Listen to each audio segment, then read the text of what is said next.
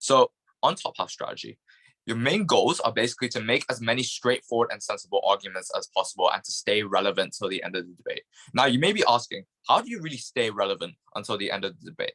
The first thing that you should do is you should have multiple mechanisms and layers as to why your argument does stand. For example, I think we have already heard this in the argument construction lecture, but so this means that in rebuttal, it's more difficult to take down your argument if you have three strands that actually connect to your argument, as opposed to if you have one strand. And basically, layers are not layers are basically also mechanisms, but they're kind of like different explanations. For example, if you're trying to explain an argument, you may also want to explain why it's not only possible, but you might want to explain why it's also probable. Okay, on to identifying the most likely characterization of the debate and justifying it.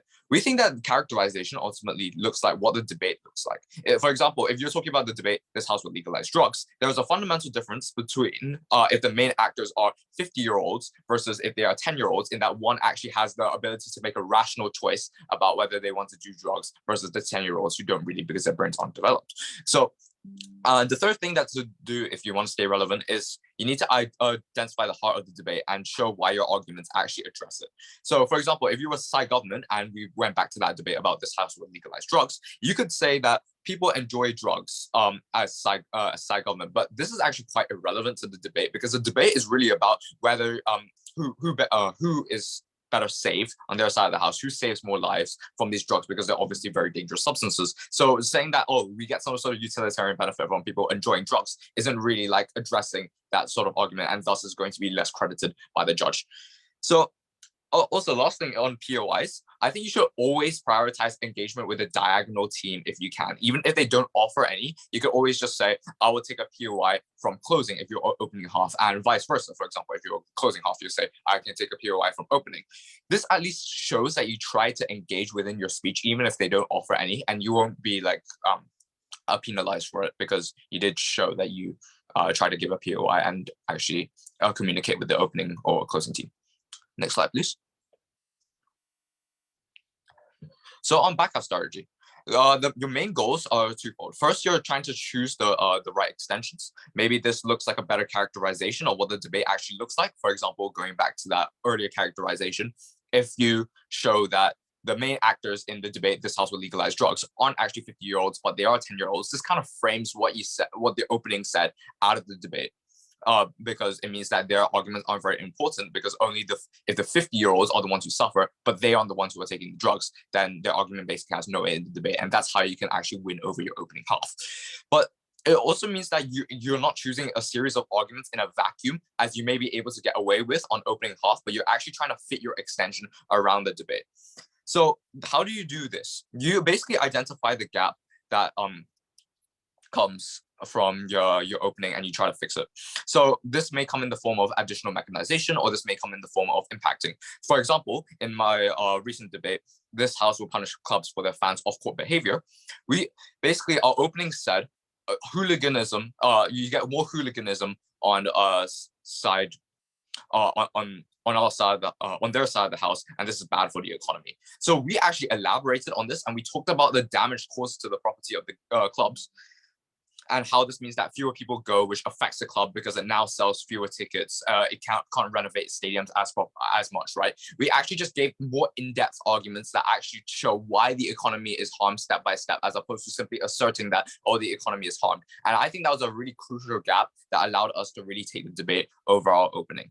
So I think another way to do this is basically to identify the main stakeholders. And this is also very important. For example, who is affected in the debate? For example, is it the clubs that are affected in the debate? Is it the fans themselves? Is it the players? So basically just thinking about that is going to really help you to fill in the gaps that your opening missed, and it's going to allow you to win the debate.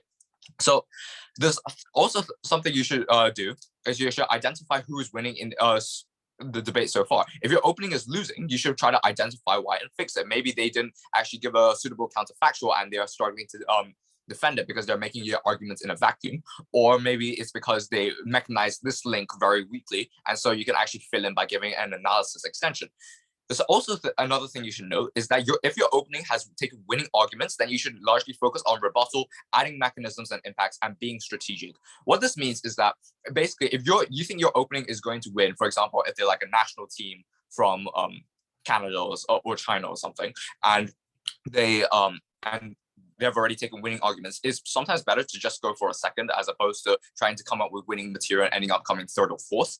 So what this means is actually focusing a lot on rebuttal extensions, taking out the other two benches of the debate, not trying to weigh over your opening as much, but it just means that you'll actually still do relatively well in the debate if you do that. Next slide, please. Okay, so explaining strategic implications. You need to actually think about why you're presenting a particular argument, rebuttal, or characterization. We think that it's very, very difficult if other teams can misconstrue your argument's intent to respond or extend more easily. This is known as straw manning. Judges also may have a different conception of the debate and misinterpret your argument. So what you need to do is you need to explicitly state why your argument is going to be very important in the debate. For example, if I was giving a piece of rebuttal, you would say, note that this stands in direct rebuttal to what we hear from X team about Y argument, or this piece of mechanization fills in the gap that X team left out in Y argument. Just saying that actually shows the judge where you fit in the debate and why you are actually strategically important. So you need to think about how does your claim affect other teams' arguments and the interaction between your arguments. So if this is done effectively, this can also preemptively destroy your opposition's claim. You don't even need to listen to their case in order to have taken it out. So a personal example that I had recently was this house will require couples to share paid parental leave equally, and I was side government. Side opposition, they brought up the argument that it should be their choice to choose whether how they want to share their parental leave.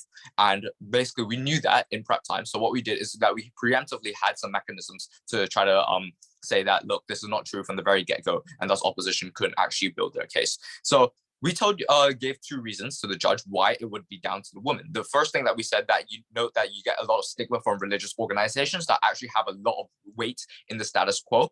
So they are largely going to be forcing the woman into these positions because this is the narrative that has endured for hundreds of years. But the second thing that we talked about is that in our PM speech, we said basically there is a large pay gap between the man and the woman. So it makes a lot more sense for the woman to actually go into to take the parental leave because they're not going to be earning as much for the household. So yeah, that's basically, you just think about what the opposition is going to say and how you can rebut it, and also thinking about how you can fit your extension around the debate. Next slide, please. So we're coming to the end of this lecture, but I'm just going to be talking about weighing really quickly. So what is weighing? It's basically an explanation of the relative importance of arguments in the debate. It's just another tool in the toolkit to respond to arguments. It's basically just also another broader explanation of why you win the debate. It's usually more common in second speeches or third second speeches or third speeches if you're doing world schools. So now we're going to be talking about some weighing metrics. Next slide, please. So this is a list of the most common weighing metrics, but it's not completely exhaustive. So there may be others, but these are the ones that you should largely focus on. The first one is obviously the number of individuals. For example, if you punched 10 people, as opposed to if you're punching one person, punching 10 people is going to be a far worse outcome because you're actually causing a lot more harm to other people on their side of the house. But the second thing is actually the intensity of the impact. For example, if I pinched like a million people versus if I pinched 10 people versus if I killed one person, I would still value the killing one person as something that is much worse because I'm just causing more harm to that person rather than actually just causing minor damage to those people. But the third thing is actually the importance of the stakeholder. For example, in a debate, you may claim that the rich are actually less important than the poor because the poor are going to be suffering more in the status quo. They're the ones who cannot afford running water. They're the ones who don't know whether they'll be able to afford a place the next night. So maybe that's why you will want to prioritize the poor over the rich. It's also important to note that in debates, there are usually far more poor people than the rich people. So you can use that as another weighing metric. But the fourth thing is on marginal utility. Just thinking about how important something is if you gave it to two people and why one person should have it more than the other. For example, if I give $1 billion to Elon Musk versus if I gave $1 billion to the homeless person, that $1 billion is going to matter far much more to the homeless person because that homeless person doesn't have any money. They don't have all the opportunities that $1 billion would give them. Whereas if you gave $1 billion to Elon Musk, it wouldn't matter as much because he already has all the opportunities in the world. So just basically thinking about the marginal utility, even if you have even if you're giving the same amount of intensity to both people, is actually a very smart way of thinking about who should take this debate. But the fifth thing is just probability, just thinking about simply, is this outcome very likely on their side of the house, even if it is a greater outcome? If not, then they probably shouldn't be standing in this debate. So I hope that all makes sense, and I'll be happy to take any questions if you have any.